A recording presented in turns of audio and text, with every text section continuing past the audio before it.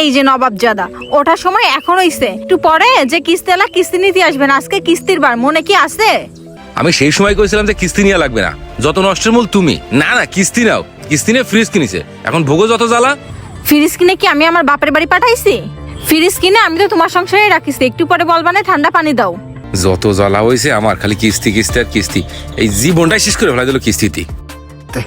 কোনো রকম যদি একবার বেরোতে পারি আজকের দিনের মধ্যে বাড়িই পাবে না। আজকে না আপনার কিস্তি, সে কিস্তির টাকা কই? আপনার বাড়ি গেলাম, আপনার পালাম না। না ভাই পালাবো কেন, আমার একটু প্রস্তাব চাপিল তাই প্রস্তাব করছিলাম। প্রস্রাব করেন আর যাই করেন, আজকে কিস্তির ডে, কিস্তির টাকা দেন। ভাই কি ব্যাপার, কিস্তি নিলাম 15 দিন অতি পারল না, আর আপনি কিস্তি নিতে চলে আসেন আজকে? বুঝলাম না, আপনার কিস্তির ডেট রয়েছে, আমি কিস্তি নেবো না? ভাই আপনারা বললেন যে আমার 1 লাখ টাকায় 1 বছরে 11,000 টাকা সুদ দেওয়া লাগবে। তা আপনারা যে টাকাটা দিচ্ছেন ওই টাকাটা কি আমার কাছে 1 বছর রাখতেছেন?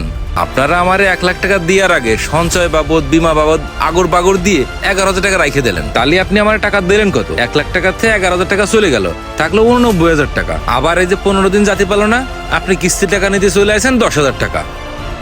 এই 10,000 টাকা নিয়ে গেলি আমার থাকলো টাকা 79,000। আবার পরের মাসে আসবেন, এসে আবার 10,000 টাকা নিয়ে যাবেন, তাহলে থাকলো কত আমার? 69,000। তাহলে আপনি 2 মাসে আইসে যে আমার 30,000 টাকা নিয়ে গেলেন, তাহলে আমার এই 1 লাখ টাকা থেকে থাকলো কয় টাকা ভাই?